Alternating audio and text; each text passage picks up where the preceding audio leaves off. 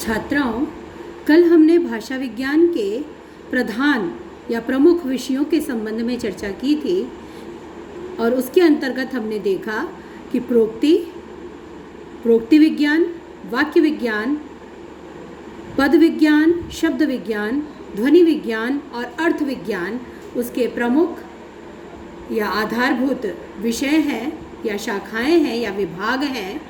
आज हम भाषा विज्ञान के गौण विषय या साधारण विषयों के संबंध में या साधारण जो विभाग हैं उनके संबंध में चर्चा करेंगे कि भाषा विज्ञान किन किन क्षेत्रों में और अध्ययन करता है।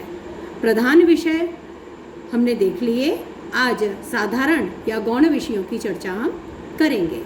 तो भाषा विज्ञान के गौण या साधारण विषयों में सबसे पहले आता है लिपि विज्ञान। लिपि क्या होती है? भाषा को लेखन का जो तरीका है वो लिपि है। हिंदी भाषा कौन सी लिपि में लिखी जाती है? देवनागरी लिपि में। हमारी लिपि को देवनागरी लिपि कहा जाता है। अंग्रेजी आप लिखते हैं ABCD, ये कौन सी लिपि है? रोमन लिपि। तो और आज आप देखिए कि जो आपका समूह संचार सोशल मीडिया है उसमें रोमन लिपि का प्रयोग बहुत अधिक हो रहा है। आप हिंदी को भी रोमन अक्षरों के माध्यम से व्यक्त करते हो। तो लिपि के संबंध में जो अध्ययन किया जाता है वो भी भाषा विज्ञान का एक विषय है, भाषा विज्ञान की एक शाखा है। तो लिखित भाषा में लिपि का प्रयोग होता है, लिपि का सहारा होता है। तो भाषा विज्ञान के अंतर्गत लिपि संबंधी अध्ययन भी किया जाता है। इसमें लिपि के संबंध में लिपि की उत्पत्ति, लिपि का विकास, लिपि निर्माण, लिपि सुधार, आशुलिपि, ब्रेल लिपि आदि का अध्ययन किया जाता है। और लिपि का अध्ययन भी समकालिक, ऐतिहासिक, तुलनात्मक और प्रायोगिक, हम पहले पढ़ चुके हैं भाषा विज्ञान का अध्ययन किस किस प्रकार का होता है। तो लिपि का अध्ययन भी समकालिक, ऐतिहासिक, तुलनात्मक और प्रायोगिक चारों प्रकार का होता है। दूसरा इसका विषय या शाखा है भाषा की उत्पत्ति। तो भाषा विज्ञान का सबसे अधिक स्वाभाविक, आवश्यक और विचित्र प्रश्न है। एक प्रश्न स्वाभाविक रूप से उठता है कि भाषा की उत्पत्ति कैसे हुई और कब हुई। इस पर विद्वानों ने कई तरह से विचार भी किया, अलग अलग सिद्धांत भी दिए हैं कि भाषा की उत्पत्ति इस सिद्धांत के आधार पर इस प्रकार से हुई, लेकिन एक निश्चित उत्तर हमें आज तक नहीं मिला है। तो ये भी भाषा की उत्पत्ति कब और किस प्रकार हुई, ये भी भाषा विज्ञान के अध्ययन का एक क्षेत्र है। तीसरा है भाषाओं का वर्गीकरण। इसके अंतर्गत संसार की भाषाओं के वाक्य, रूप, शब्द, ध्वनि, अर्थ, भाषा का अध्ययन जिन जिन स्तरों पर होता है, वाक्य, रूप, शब्द, ध्वनि, अर्थ आदि का तुलनात्मक और ऐतिहासिक अध्ययन कर भाषाओं का वर्गीकरण किया जाता है।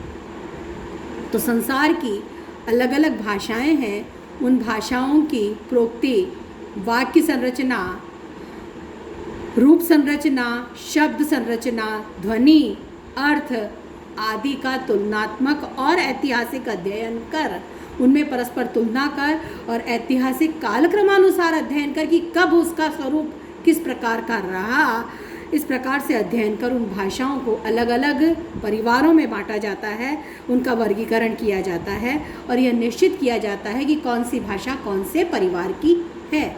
जिनमें एक रूपता मिलती है, समरूपता मिलती है, उनको एक परिवार में रखा जाता है। तो इस प्रकार से भाषाओं का इस प्रकार संसार की भाषाओं का अध्ययन करने में भाषाओं का वर्गीकरण करना, ये भी एक इसका भाषा विज्ञान का क्षेत्र है, जिसके आधार पर संसार भर की भाषाओं का वर्गीकरण किया जाता है, उनके परिवार बनाए जाते हैं और पारिवारिक वर्गीकरणों में भाषाओं को बांटा गया है।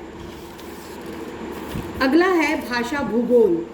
इसके अंतर्गत किसी भाषा क्षेत्र के भौगोलिक विस्तार का, यानी कोई भाषा किस क्षेत्र में प्रचलित है, उसका भौगोलिक विस्तार कितना है, कहाँ तक बोली जाती है, कौन कौन से प्रदेश में कौन कौन से स्थान पर बोली जाती है, तो उसका विस्तार क्षेत्र कितना फैला हुआ है।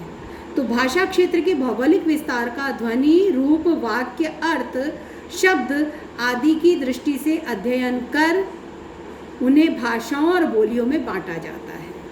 जैसे भारतीय आर्य भाषा परिवार की कितनी भाषाएं उत्तर भारत में, कितनी पूर्वी या पश्चिमी क्षेत्र में बोली जाती हैं उनकी कितनी बोलियां और उपबोलियां हैं, उन बोलियों की निश्चित सीमाएं क्या हैं, कहाँ कहाँ बोली जाती हैं, इस प्रकार का अध्ययन इसके अंतर्गत किया जाता है। यह अध्ययन आवश्यकतानुसार समकालिक, ऐतिहासिक और तुलनात्मक तीनों प्रकार का होता है। पांचवा है भाषा पर आधारित प्रागैतिहासिक खोज। इस शाखा के अंतर्गत भाषा के आधार पर प्रागैतिहासिक काल की संस्कृति का अध्ययन किया जाता है। प्रागैतिहासिक संस्कृतियों का परिचय प्राप्त करने के लिए यह एक अच्छा माध्यम है। छठा है शैली विज्ञान। एक भाषा को बोलने वाले सभी व्यक्तियों की भाषा, ध्वनि, शब्द, रूप, वाक्य रचना आदि की दृष्टि से समान नहीं होते। सबकी अपनी अपनी, यानी एक ही भाषा है लेकिन एक ही भाषा को बोलने वाले दो अलग अलग व्यक्तियों का शब्द चयन अलग हो सकता है, ध्वनि का उच्चारण अलग तरह का हो सकता है, वाक्य संरचना अलग हो सकती है। कोई व्यक्ति है वो बड़े अच्छे गुथे हुए गुम्फित वाक्य बनाता है, वाक्य बोलता है, तो कोई है वो छोटे छोटे वाक्य बोलता है या टूटे फूटे बोलता है। सब प्रकार के हो सकते हैं, सबकी अपनी अपनी शैली इस दृष्टि से होती है। तो ध्वनि, शब्द, रूप, वाक्य रचना आदि की दृष्टि से सब समान नहीं होते। इसी प्रकार एक ही भाषा को लिखने वाले लेखकों, कवियों की भाषा में भी उनकी कुछ शैलीगत विशेषताएं होती हैं, जिसके आधार पर जाना जा सकता है कि कौन सी रचना किसकी है। मैं आपको उदाहरण देती हूँ। अभी फिर मैं सोशल मीडिया की बात करूँगी, समूह संचार की बात करूँगी। कई बार हम देखते हैं बहुत सी कविताएं किसी भी कवि के नाम पर आ जाती हैं और वो हम सबके पास पहुँचती हैं, लेकिन उनकी शैली के आधार पर मैंने स्वयं एक बार यह जवाब दिया था। मेरे पास महादेवी वर्मा के नाम से एक कविता आई थी जिसमें कुछ जो लिखा हुआ था वो मुझे अनुकूल नहीं लगा, और इसके अतिरिक्त तो उस कविता की शैली थी वो महादेवी वर्मा की नहीं थी। तो उस पर यह टिप्पणी मैंने की और यह वापस भेजा कि यह कविता महादेवी वर्मा की नहीं हो सकती, क्योंकि यह महादेवी वर्मा की लेखन शैली नहीं है, उनकी भाषा नहीं है, उनका शब्द चयन नहीं है, उनकी बात को कहने का तरीका नहीं है। तो इस प्रकार से ये शैली अध्ययन, जो भाषा शैली का जो अध्ययन है, शैलीगत अध्ययन है, इसके अंतर्गत इस प्रकार आज तो यह बहुत उपयोगी प्रतीत हो रहा है और इसके आधार पर लेखकों की रचनाओं को पहचाना जा सकता है। कौन सी रचना किसकी है इसे इसके आधार पर आसानी से जान लिया जाता है। अगली है सर्वेक्षण पद्धति। तो किसी क्षेत्र में बोली जाने वाली भाषा के विश्लेषण के लिए सामग्री एकत्र करने की पद्धति का अध्ययन इसके अंतर्गत होता है, क्योंकि सर्वेक्षण की एक अपनी प्रक्रिया होती है। तो इस प्रकार से भाषा का जो सामाजिक अध्ययन करना है, उसकी सामग्री कैसे एकत्रित की जाए, इसका अध्ययन इस सर्वेक्षण पद्धति में होता है। आठवां है भूभाषा विज्ञान। यह भाषा विज्ञान की अपेक्षाकृत नई शाखा है। इसके अंतर्गत विश्व में भाषाओं का वितरण, उनके राजनैतिक, आर्थिक, सामाजिक एवं सांस्कृतिक महत्व का आकलन, कि कौन सी भाषा का किस रूप में कैसा महत्व है, राष्ट्रों की संस्कृति भाषा को कैसे प्रभावित करती है, तथा राष्ट्रभाषा या राजभाषा जैसी समस्याओं का अध्ययन किया जाता है। तो इस प्रकार से ये कुल 8 जो गौण या साधारण विषय हैं जिन्हें हम भाषा विज्ञान के अंतर्गत पढ़ते हैं। तो कुछ प्रमुख या प्रधान अध्ययन क्षेत्र या शाखाएं हमने देखी, जानी, और ये साधारण या गौण विषय हैं, इनका अध्ययन भी, इन शाखाओं का अध्ययन भी, इन शाखाओं में भी भाषा विज्ञान में अध्ययन किया जाता है। इन्हें हमने जाना। तो निष्कर्षतः हम कह सकते हैं कि भाषा विज्ञान में उपर्युक्त प्रधान एवं गौण विषयों के अंतर्गत भाषा विज्ञान संबंधी अध्ययन किए जाते हैं। इन शाखाओं के अतिरिक्त भी भाषा विज्ञान में भाषा का कुछ अन्य दृष्टियों से एवं अन्य आधारों पर भी अध्ययन किया जाता है, जैसे सुर विज्ञान, भाषाओं के सुरों का अध्ययन, भाषा शिक्षण विज्ञान, यानी खास करके जिसे हम कहते हैं शिक्षा के संबंध में जो पढ़ाई करते हैं, यानी शिक्षक बनने के लिए जिसको हम बीएड कहते हैं, तो उसमें भी ये सिखाया जाता है कि भाषा शिक्षण कैसे किया जाए। तो भाषा शिक्षण विज्ञान भी एक शाखा इसकी हो सकती है, जिसमें भाषा का शिक्षण कैसे किया जाए यह सिखाया जा सकता है।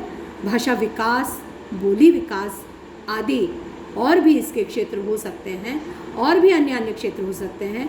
तो अनेक क्षेत्रों में अनेक शाखाओं में, अनेक विभागों में भाषा विज्ञान का अध्ययन हम कर सकते हैं, किया जाता है।